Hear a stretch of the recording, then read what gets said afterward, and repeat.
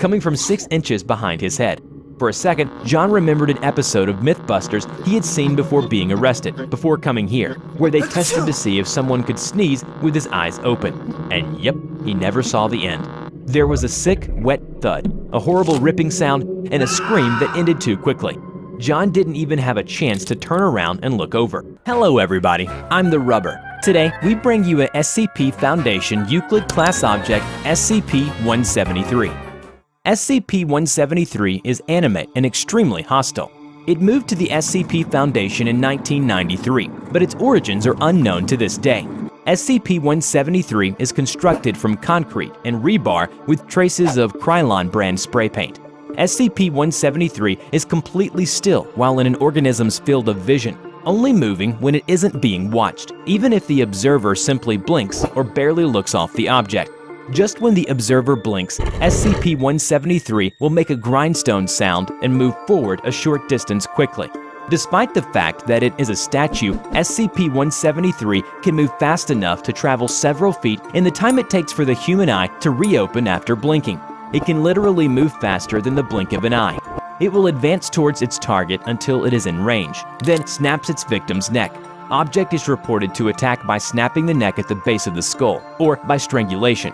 SCP-173 is apparently strong enough to snap the neck of a fully grown man almost instantly, although exactly how it does this is unknown. However, the creature is rendered completely immobile for as long as it's in an organism's sight. Therefore, personnel assigned to enter container are instructed to alert one another before blinking. Personnel report sounds of scraping stone originating from within the container when no one is present inside. However, this is considered normal.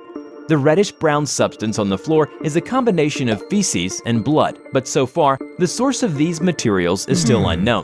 And due to the increasing amount of reddish-brown material, its enclosure must be cleaned on a bi-weekly basis.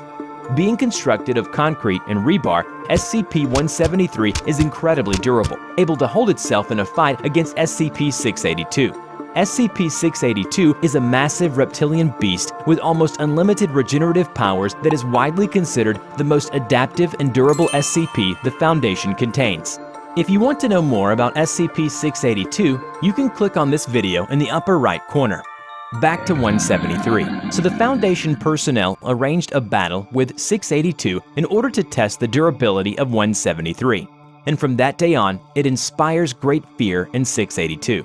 Because SCP-173 is an extremely dangerous object, hence is to be kept in a locked container at all times. When personnel must enter SCP-173's container, no fewer than 3 may enter at any time, and the door is to be relocked behind them.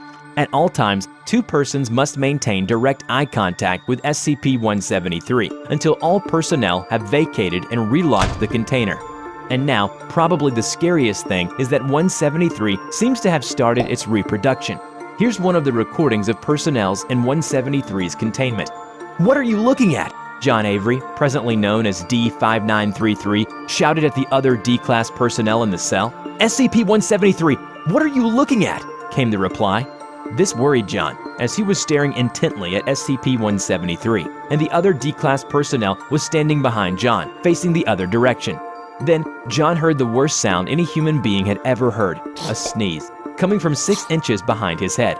For a second, John remembered an episode of Mythbusters he had seen before being arrested, before coming here, where they tested to see if someone could sneeze with his eyes open. And yep, he never saw the end. There was a sick, wet thud, a horrible ripping sound, and a scream that ended too quickly. John didn't even have a chance to turn around and look over. From SCP-173's Addendum 1, it was written that SCP-173 appeared to multiply, producing 2 identical copies. 2 D-Class personnel were killed. It is unknown how this process occurred. Each instance of SCP-173, now labeled SCP-173-1 and SCP-173-2, is to be moved to individual cells, each following original containment procedures.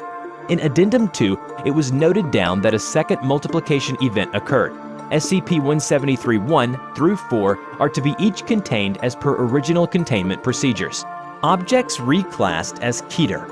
And in the Addendum 3, at least 61 copies of SCP-173 are as of now unaccounted for. It is unknown how they replicated so fast, or how they replicate at all. Video evidence of the containment breach shows multiple instances of SCP-173 working in unison across multiple cells to achieve the breach. Most of the instances still in captivity appear to have formed a rear guard, blocking Foundation agents from pursuing other instances. It is theorized that SCP-173 has a hive intelligence, where intelligence scales with number of nearby copies. SCP-173 has caused a breach of secrecy for the SCP Foundation. Estimates at this time are roughly 500,000 civilian deaths across North America in the last 48 hours due to SCP-173, and hundreds of thousands of sightings and pieces of video evidence. Major television news programs have obtained video of SCP-173 and are providing instructions for avoiding instant death. And following saturation nuclear bombing on number of SCP-173 instances has been reduced. I hope you enjoyed today's video. Have you ever heard or encountered any paranormal event? Let us know in the comment below. We will draw your story and share it with the world. Don't forget to click like, subscribe to this channel, and hit the bell. Please share it to your friends if you like this video. Thank you so much for watching, and we will see you in the next video. Bye-bye.